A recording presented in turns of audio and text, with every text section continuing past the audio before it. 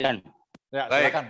Jadi saya akan mulai beberapa topik yang bisa saya sampaikan untuk bahan diskusi dari para pembicara maupun para peserta.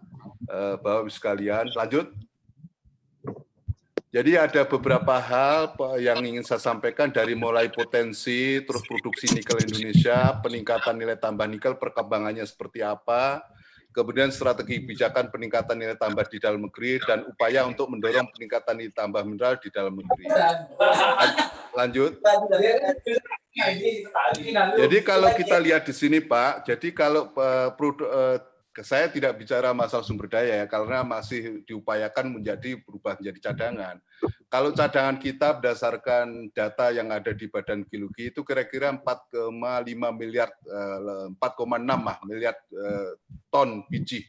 Ini terdiri dari yang mungkin kadar lebih besar 1,7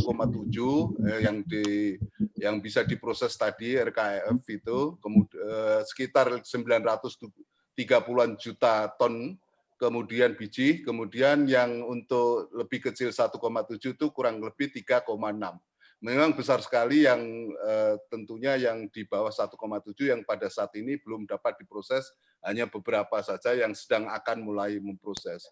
Dan kalau kita lihat dari cadangan nikel berdasarkan basis teknologi pemurnian, yang 0,9 sampai 1,5 ini kurang lebih untuk proses hidrometalurgi, ini mungkin cadangannya 1,7 yang tadi saya sampaikan, ke 1,7 miliar, kemudian yang lebih besar 1,51 yang untuk pirometalurgi, ini adalah 2,6 miliar. Jadi inilah kondisinya. Lanjut. Ini adalah gambaran daripada kondisi sekarang di mana cadangan terkira dan terbukti yang warna biru, kemudian yang hijau ini adalah cadangan terbukti, dan kemudian yang kuning adalah kapas input smelter yang ada sekarang, yang diperkirakan sampai 2052 ada kurang lebih 50-an perusahaan. Kalau jadi itu. Nah, yang merah adalah kapasitas produksi sekarang ini. Ini sampai kalau kita lihat di sini pada tahun 2022 nanti kita kapasitas produksinya sudah mencapai 79 juta ton biji. Lanjut. Nah, ini adalah untuk proses teknologi yang hidrometalurgi, di mana tadi masih kecil di cadangan, tetapi memang kalau resource-nya sangat besar sekali. Dan kita lihat di sini kapasitas smelter pun yang dibangun masih kecil sekali, tidak seperti yang tadi, yang pirometalurgi, sehingga inilah yang perlu dikembangkan ke depan. Pada nanti di belakang ada kami sampaikan pada faktanya, ini baru beberapa perusahaan yang melakukan permohonan untuk aplikasi pembangunan hidrometalurgi untuk proses smelter. Lanjut. Nah, ini adalah lokasi potensi sumber daya maupun cadangan. Memang yang di sini yang belum kelihatan ini di Papua. Sebetulnya Papua di Lawrence, di Pegunungan Lawrence ini sebetulnya ada di sebelah utara pantai Papua ini. Tetapi yang baru kelihatan adalah terutama di Sulawesi Tenggara, Sulawesi Tengah, dan Halmahera, serta bagian kecil Papua Barat. Lanjut. Nah, ini adalah kalau potensi nikel yang terhadap posisi nikel yang ada di dunia, sebetulnya Indonesia mempunyai potensi yang cukup besar, yaitu kurang lebih 24% daripada potensi dunia, kurang lebih 21 juta ton biji, ya 21 ton juta logam, maksud saya. Nah, ini sebagai comparative advantage yang memang harus dimanfaatkan bagaimana industri yang berasal dari nikel ini dapat dikembangkan di Indonesia. Jadi kita tidak hanya mengekspor produk-produk yang untuk industri, misalnya tadi sampaikan NPI, ferronikel, nikel matte yang diekspor, tetapi harusnya industri itu dibangun lagi di Indonesia, dan itu menjadi PR kita semua.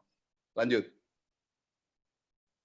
Nah, ini adalah produksi nikel, ya. Ini adalah dijelaskan sih sebetulnya sama dengan yang slide sebetulnya, itu nikel matte yang masih kecil, ya. Kemudian ini angkanya di bawah ini, kemudian NPI yang warna abu-abu, kemudian yang kuning adalah ferronikel yang mungkin ini menjadi kita bisa lihat perkembangannya dari tahun ke tahun. Ini adalah 5 tahun terakhir. Lanjut. Ini adalah perkembangan pembangunan smelter sejak seperti kita tahu Undang-Undang Nomor 4 tahun 2009 sudah meminta atau memerintahkan atau mewajibkan untuk pembangunan atau proses pengolahan pemurnian di dalam negeri. Nah, dari perkembangannya memang kalau kita lihat di sini sejak 2012 ini mulai dari 3 smelter yang ada ini adalah 1 tembaga ini smelting, yang 2 ini adalah di Antam dan di Antam dan Vale ataupun Inco dulunya, kemudian berkembang terus sampai puncaknya adalah di tahun 2015, kemudian naik lagi ke 2000 sampai pada saat sekarang ini kurang lebih mencapai kalau jadi itu 52 smelter.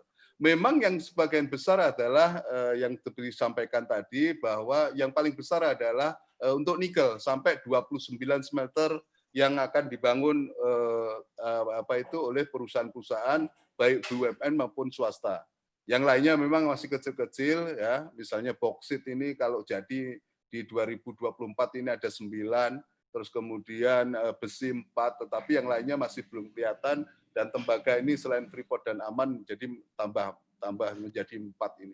Ini adalah perkembangan daripada, tapi khusus untuk nikel yang terutama diberi tanda kotak ini kita juga melihat kemajuan pesat.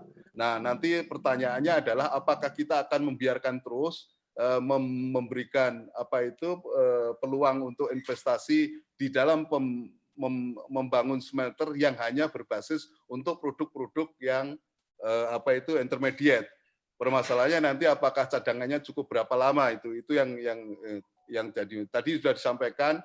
Cadangan itu kalau yang pirometalurgi dan hidrometalurgi sangat berbeda, ya. Jadi ini yang perlu menjadi pertimbangan, apakah kita akan terus membuka investasi baru untuk smelter, membuka lain lagi, atau kita justru yang bagaimana memanfaatkan yang sudah diproduksi, nanti di bawah ada diproduksi itu harus diolah lagi, bukan menjadi bahan setengah jadi yang akan diekspor.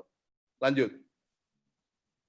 Nah, ini adalah ini saya kira nanti bisa dilihat sendiri saja. Jadi ini adalah posisi-posisi daripada smelter yang ada sekarang. Ada beberapa perusahaan ini memberikan gambaran. Memang yang paling banyak ada di Sulawesi Tenggara dan Sulawesi Tengah. Yang lainnya di Halmahera. Ini yang paling utama. Tapi ada beberapa yang lain di tempat lain. Lanjut. Nah, ini adalah progres pembangunan penjelasannya ya. Jadi jumlah proyek ini ada yang 19. Ini adalah untuk peningkatan ini nikel, yang lebih kecil 30% ada. Kemudian yang progresnya 30 sampai 90%, kemudian yang lebih besar 90. Nah, ini adalah kapasitas inputnya 46 ditutup ini.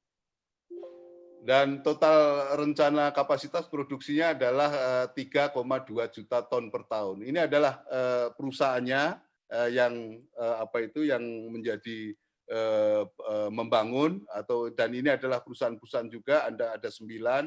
Terus kemudian yang kemajuannya lebih dari antara 30 sampai 90% ada 9, dan 15 proyek mengalami kesulitan pendanaan untuk penyelesaian. Ya, ini yang terjadi antara lain akibat COVID, antara lain akibat macam-macam. Jadi begini, pada saat 2015-2014 memang terjadilah pada waktu itu pemerintah mempertimbangkan apakah membangun tanpa ataupun melakukan ekspor biji. Pada waktu itu memang ada masalah permintaan dari aneka tambang, daripada perusahaan-perusahaan yang mana bahwa biji yang diekspor itu termasuk sebagai bagian daripada untuk pembangunan. Namun saya katakan pada waktu itu juga bahwa itu kemungkinannya kontribusinya sangat kecil, sehingga kalau hanya mengandalkan ekspor saja itu akan sulit sekali, karena memang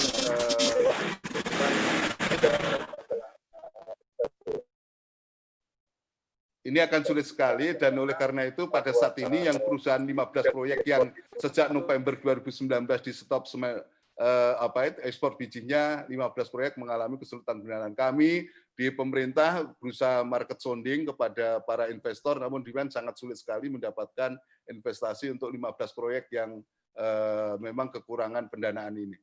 Lanjut.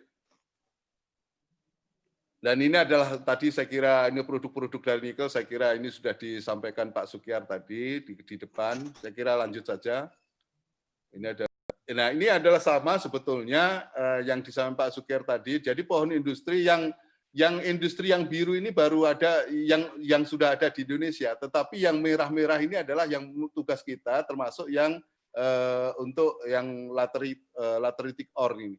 Ini adalah kita baru memproduksi NPI, ekspornya 184.000 ton, domestiknya 442, kemudian ferronikel dan nickel matte. Kemudian ini menjadi stainless steel slab, stainless steel high NRC, kemudian yang ini ada CRC.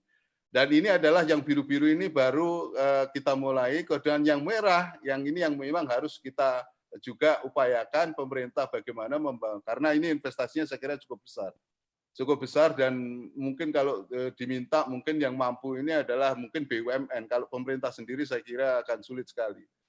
Ini adalah gambaran daripada apa yang dari cadangan biji tersebut dikembangkan. Ini adalah yang dari untuk proses pirometalurgi, yang ini hidrometalurgi. Jadi memang sangat berbeda jauh. Yang piro sudah berkembang baik dan bahkan produksi baja stainless, tetapi yang ada beberapa yang belum. Tetapi yang untuk yang di bawah memang belum. Ada beberapa perusahaan yang sudah melakukan aplikasi, tetapi belum mulai produksi. Lanjut. Nah, ini adalah gambaran yang ingin saya berikan sampaikan. Ini pentingnya adalah ini adalah produk-produk kita yang ada di Indonesia, tetapi yang masalah adalah ekspor 2019 dan surplus 2019. Ini kalau seperti ini tetap saja added value yang optimal itu tidak dicapai di Indonesia karena kita ekspornya baru produk intermediate. Harusnya memang betul ini harus dikembangkan lagi menjadi industri yang lebih hilir lagi sehingga manfaat ataupun loncatan added value-nya sangat besar sekali. Ini adalah surplus dan ini menjadi ekspor. Ini adalah menjadi ekspor ke kita yang memang nilainya menjadi devisa kita, tetapi tetap saja ini tidak optimal. Dan tujuan kita saya kira tidak seperti ini. Maka itu tadi saya sampaikan, apakah kita akan terus membuka investasi baru untuk RKEF ataupun untuk pirometalurgi, atau kita dulu stop dulu sebelum ini bisa diserap diproduksi di Indonesia. Kalau tidak, kita ekspornya hanya seperti ini aja, dan ini mesti tidak optimal. Dan yang mendapat keuntungan negara-negara seperti Cina, Jepang, dan sebagainya, yang mendapatkan added value yang lebih besar karena dia sampai industri yang lebih hilir lagi. Ini adalah menjadi PR kita.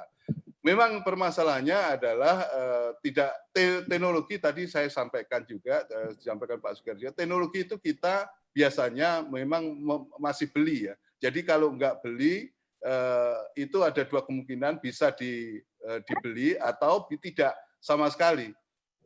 Kalau dibeli biasanya mahal, sehingga kebijakan pemerintah akhirnya yang dikalahkan. Ada insentif-insentif macam-macam dalam rangka untuk bagaimana mengimbangi capex yang sangat tinggi sekali. Capex yang sangat tinggi, kalau nggak diimbangi dengan insentif, mesti akan nggak ekonomis. Nah, oleh karena itu ini menjadi PR kita semua, bagaimana teknologi itu kita bisa miliki. Teknologi pemrosesan yang apakah di level yang hanya yang intermediate, karena di intermediate ini juga teknologinya juga tidak impor, termasuk yang industrialisasi hasil daripada intermediate.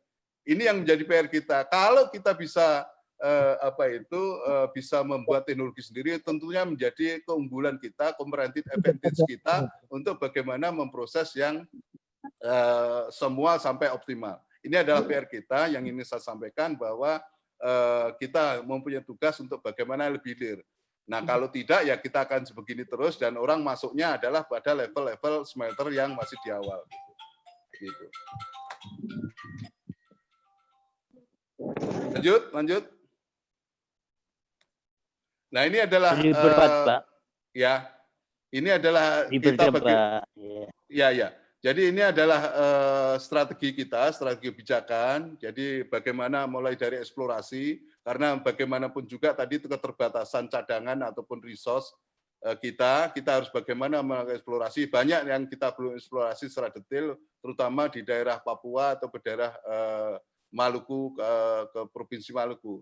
Kemudian terhambatnya kegiatan eksplorasi ini kita ketahui kita pada tahun-tahun dekade sebelum ini kita mengalami kesulitan eksplorasi karena dana eksplorasi yang masuk ke Indonesia dari nasional, apalagi nasional, internasional itu sangat kecil, tidak ada 1% dari budget dunia. Penerapan teknologi informasi, kemudian yang peningkatan nilai tambah ini tetap saja kebijakan kita mewajibkan pengolahan pemurnian untuk benda logam. Kemudian harus ada pembatasan ekspor produk yang belum dilakukan pemberian jangka waktu yang luas dan luas yang sesuai dengan untuk memberikan insentif bagaimana perusahaan itu bisa membangun secara integrated dari mulai penambangan sampai kepada pengolahan pemurnian. Lanjut. Nah, saya kira ini Pak, saya kira sudah tahu semua aturan-aturan ini. Saya kira itu Pak, ya hal-hal yang dapat nah, kesimpulan langsung catatan kami adalah bahwa memang kalau dari sisi cadangan kita sebetulnya harus mempunyai comparative advantage yang bisa dimanfaatkan sebagai negara industri yang berbasis nikel ya dengan kondisi sekarang produksi-produksi yang dihasilkan NPI, ferronikel dan nikel matte itu selalu kebanyakan diekspor Pak. Jadi oleh karena itu perlu adanya dorongan dari semua pihak untuk bisa memproses daripada produk-produk intermediate. Nah ini yang sudah mulai baja, stainless steel yang sudah ada di IMIP. Kemudian implementasi kebijakan, saya kira kita kalau nikel saya kira cukup besar hasilnya. Tadi sudah saya sampaikan ada kurang lebih 52 rencana pembangunan smelter, walaupun 15 diantaranya gagal. Ya terus selanjutnya pemerintah tentunya sesuai dengan undang-undang yang ada maupun undang-undang yang mengalami perubahan itu juga masih tetap peningkatan nilai tambah di dalam negeri. Mungkin itu Pak Priyo, Pak Toto, dan Pak Tito yang dapat kami sampaikan sebagai pengantar untuk diskusi. Terima kasih. Wassalamualaikum warahmatullahi wabarakatuh.